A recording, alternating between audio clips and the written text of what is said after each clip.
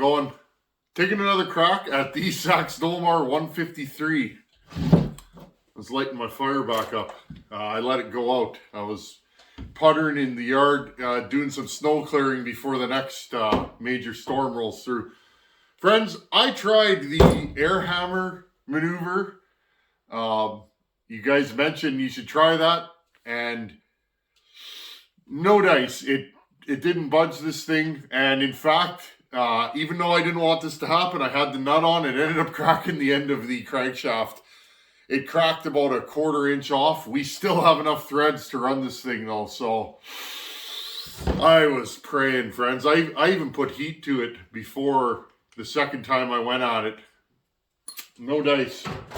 So this is the most seized I've ever had a flywheel be on. So let's hop into this thing and see what we got going on. You guys mentioned a triple slotted steering wheel puller. Well, here we are, friends. I got one of them. I want to get this saw apart so we can work on it some more. So as you guys can see, I got two exhaust studs and a random bolt with washers and shims, and the whole idea is I didn't want it to go through and hit the ignition system. And I got the nut on the end, what's left of the crankshaft, and let's see what we can do here. I want to tighten this thing down. I think I'll just grab a wrench. I think it's 5/8. Yes, it is. Okay. This won't pop off this time. I'm just having a look-see here. Yeah, that's on the end of the crankshaft.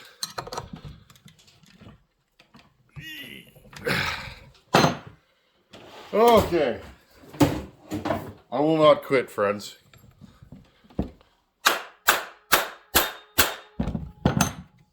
Did it come loose? I don't think so. I really don't. No. Interesting. Well, that's loose now. Makes the guy wonder. Hold on, friends. I almost think it popped. It may have. Does this thing come loose? I don't think it did. Let's tighten these down a little bit better. I'll show you guys this in as real a time as I can. Can't remember what size those are. Interesting. Interesting. 10 mil? Yes, there you go. Okay, let's tighten these down a little bit better. They actually came loose. Maybe I didn't put them tight enough to start with. And what is this? This one's tight. Okay, let's reef this thing back down. Just needs to budge that, just that little bit. This thing is tight. I mean, most times you do that and it'll pop off. Okay, I'm gonna have to have a look-see and see what's going on here. Just give me a second here, friends. I'm gonna take this puller right off again and see if it came loose. Friends, it's coming off. I can't believe it. I've budged it, I don't know, 1/8 of an inch. Biggest problem now is the crankshaft stub is short. I might run out of bolt before I get this thing pulled off, so hopefully I can make this happen. That's why we're getting slop in here, because it's pulling it off. So I'm not even going to reef these down. I think if we can get this off, we can make this thing spark. There's enough crank there, like I said, that it'll be fine. It just took, you know, it took about that much off.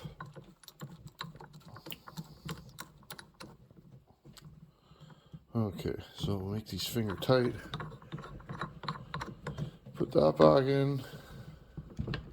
Oh, look at that. And it's off. Beauty. Look. Ha ha! Woo! Okay, friends. That's funny. Just that little bit of pressure there took it off that last little bit. Whew. So there you go. You fellas out there that mentioned the 3-jaw steering wheel puller, brilliant, thank you. I had to try the impact gun. Now, I actually did this, I used this same puller the other night. I didn't have the camera on, unfortunately, and this thing wouldn't budge. So I put some deep creep in there and some heat, and I let it sit. This thing was seized on bad. I've never experienced this. Nate said this thing was sitting for about 10 years though, so that could be a reason. There we go. Pull that off. I want you guys to see. Okay, this. See, friends, we still got crank there, but unfortunately, it is what it is though, right? Okay. Oh, is this not going to come off now? Well, it was loose. Here, let's put one of these bolts in. Give ourselves something to pull by. That's funny. This thing was loose. I could see it wobbling. Okay. There. Woo! Beauty. Beauty. Well, friends, that is a serious flywheel. Look at it. It's heavy. Bet you this thing's got some torque. Okay, so from what I understand, I did some reading, because again, I don't know everything. I just know what I know. I don't know every saw. I don't know every configuration. I just know what I know. Now, apparently, friends, I can put a chip in this. I believe I can take this out and put a chip there and attach the wire to here, I believe. Put it all back together and it'll fit. So, couple of you sent me links to I believe it was like a European website. It was in German, I think. And it was showing how to do that. So I'm going to refer back to that. I can't remember the website. I think, hopefully I put a little star next to it on my browser. But anyhow, I'm going to have a quick look here, friends, and see if we can get this on video. Oh, we were close there, weren't we? That's scary. If I feel like I need more, what I might do is chuck this in my lathe and cut a relief groove in here so that this bolt has a little more thread to grab. It's going on the full nut, so I'll Loctite that good. Well, yeah. Okay, friends, I'll hit you guys back in a little bit. Let's see if we can get this thing running. Oh, yeah. Pulled these two screws out. There's one here and one there. That only undoes this. There's two more here. Now, it looks like this whole plate is adjustable for timing. So, what I did was, I marked one mark here, lined up with the edge of this, and then there's a little tab here. I just gave myself a couple of timing marks so that we definitely don't want this thing to be too advanced and probably take your arm off. I'm going to take this whole thing apart just for the sake of seeing what the deal is, A, and B, I'm trying to decide how I'm going to install the chip. I have one chip left and it's going to go in this saw, hopefully. Okay. This is kind of in the way on this. Now I'm looking for, there's the black wire there.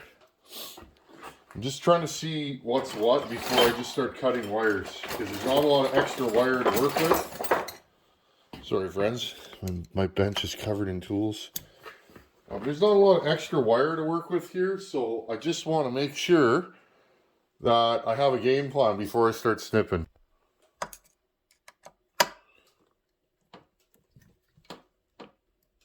There we go, one. These appear to be Loctited in.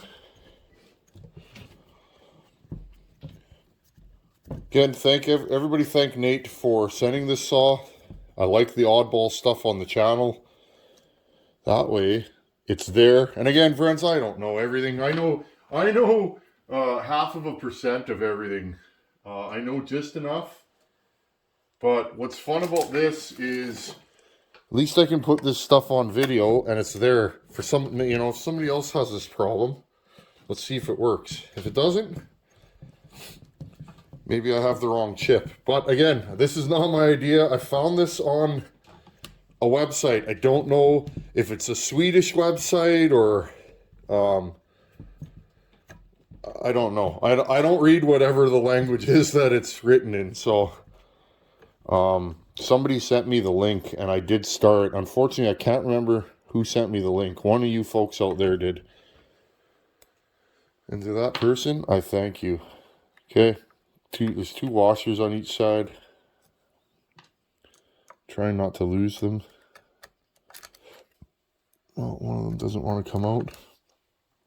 Okay. What happens here? Okay, let's see what the bottom of this looks like. Okay, so if we were going to do a crank seal, there it is. There's a felt washer here.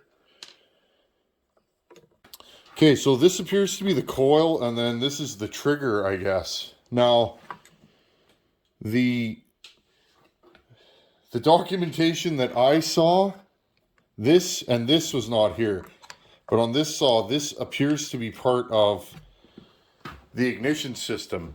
So, I'm not super sure, friends, what I'm going to do. I'm just looking. So this black wire, I'm guessing, is for the kill switch. This one here. And then, so what I'm probably going to do, I'm going to clip this wire maybe about here, just to leave it enough if I have to put this thing back together. I'm going to clip this wire here, and I'm going to attach this wire to the opposite end of this. One lead goes to here, and this goes to a ground. Okay, now it looks like this will fit. I've just been eyeballing it. So no trouble there. Not like that Pioneer we were messing around with in fall, where it wouldn't fit. So if I get rid of this, I mean, I guess I'm dedicated. The minute I cut these wires, I'm dedicated. So I'm not exactly sure. I mean, I might be able to hook this one wire up to the kill switch and one wire up to here and then bolt it all back together and try it. I think that's what I'm going to do. I'm not exactly sure where I'm going to feed the wire because, okay, so this flywheel goes like this. Trying to figure out, yeah, this flywheel goes in pretty deep. So that'll be the next hurdle, is where do I run the wires? This maybe, might be able to drill a hole in this plate here. I'd like to run the wires behind it. So the question is,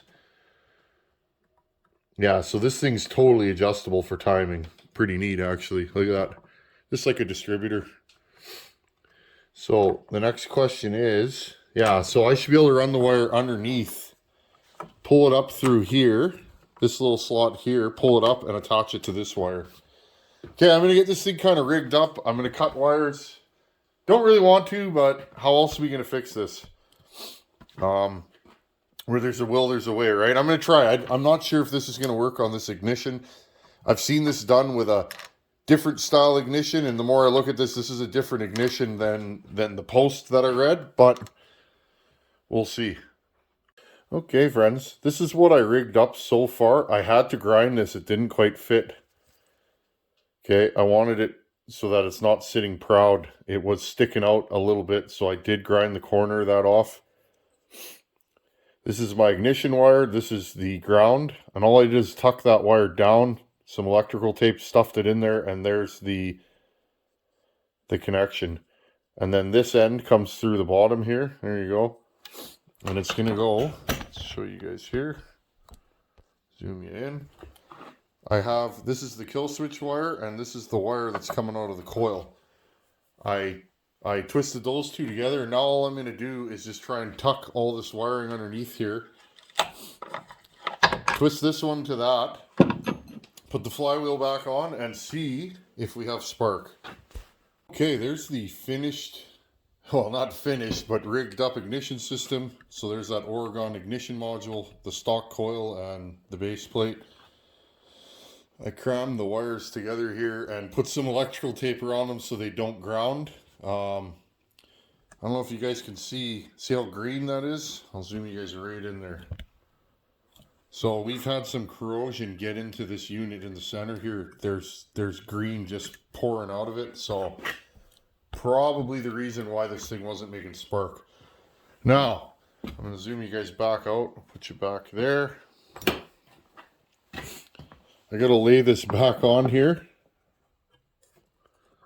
See if I can get it in the spot that it wants to drop down. Huge amount of magnet in this unit. Okay, find the keyway. There we go. Well, it doesn't seem, I did pull the spark plug out. It doesn't seem to be contacting anything. So let's put the starter pawls back on. And I guess we can start this thing without the fins, or pull it over without the fins. Just give me a second here. I'm going to grab all the bits and pieces. Okay. Tighten those down. They don't have to be crazy tight because we're just pulling this thing over. There is a washer right here and our flywheel nut. Okay, put the flywheel nut on. Again, we got lucky. That can happen if you break the end of a crankshaft, even with the nut on. I've done it on 266s. Don't beat yourself up. Sometimes these things are really stuck. So no drag of any kind. Let's grab the recoil. Put the screws in.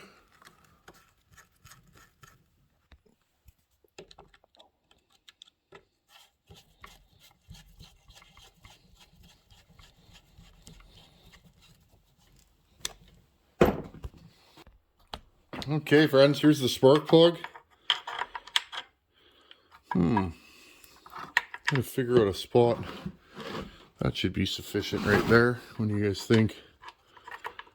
We'll try it like that. I don't know what this thing's gonna do. I have the kill switch hooked up right now, so. I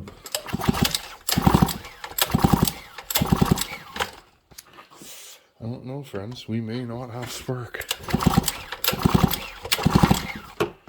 Doesn't look like it. Give me a second here. I took this thing apart 9-10 times. Couldn't figure it out. Had no spark. I wired it backwards, friends. I had the positive to the negative and the negative to the positive. I'm going to zoom you guys right in. Oh, here. Okay. You guys see that? I'll take this thing back apart. I gotta solder it, but I'll show you guys exactly what I did so it's on video. Nice, hot blue spark. Yes! Winning! Okay, friends, a little wrap up. I think this video's gone long enough for time. We're gonna keep puttering with this thing. There's more to this story. So, if you have a Stihl 075... I don't know, 041, 046, those old school Stihls, friends, and you have one of these Bosch ignitions that fails, okay? This is the coil, this is your pickup, and I'm not sure what this is, but regardless, this is the coil, okay? I'm going to pull this wire, or this tape off. I didn't want this to ground out. There is and I'm going to zoom you guys right down in here. Right here, friends, there is, on this one, there's a gray wire coming out of the coil. I wired that through, okay, to my ignition chip. This is an Oregon ignition chip. Here's the part number, Oregon 33-053. I have used these, friends, on everything from McCullough's to Pioneers. They always work, okay? This is the negative, this is the positive. This wire here is this wire here, okay? I just looped it around. So this goes down through the plate underneath to here. This wire here goes from here to underneath here, okay? That wire is looped underneath and underneath the unit, and then I just cinched it down with my screwdriver, okay? This thing has spark now. Now, the reason why I'm not going to run this saw needs... we call it deferred maintenance. This thing's been around Now I checked this before I started cutting wires. This kill switch wire is completely bare, okay? And so I have to replace the kill switch wire for sure, 100%, where it goes through this grommet. It looks like it goes through and up through to here, okay? So I'm gonna have to rewire that. Now, I tried the ignition. I cut this off when we were first playing with it. This was hardwired to here, okay? Now look at the corrosion in here again, friends. This is green. It's been wet in here. You can see it right there. See the green? So that's probably why this unit didn't work. Okay, so I cut this wire off just to see if it would spark. Then I put the flywheel back on. It would not spark. So it wasn't a shorted out kill switch. Now, the way to test that, friends, very simple. Grab your ohmmeter, okay? Zoom you guys back out here. Grab your digital ohmmeter. I was a mechanic in another life, friends, believe it or not. Full time all the time. I liked pulling wrenches, but the trades called me in, and I've been doing that ever since. Okay, if this was shorting out, okay, take your ohmmeter. Notice if you touch them together. Okay, I have it on ohms. If you touch them together, you get something, right? Take this wire here, okay, and touch it to the body of the saw. Now, it's not shorting out right now. Now, it was. Okay, see how it's all bare? It's rubbing somewhere in here on the body of the saw. So we'll have to make a new kill switch wire. I'm probably going to wire that somewhere into here, okay? So that when I hit the kill switch, it'll ground this circuit out and it'll shut the saw off, okay? So we need to do that. Now, another thing I noticed, don't mind this. This is one of my washers from my puller. One of the screws for the top cover is actually stuck in here and I can't get it out. So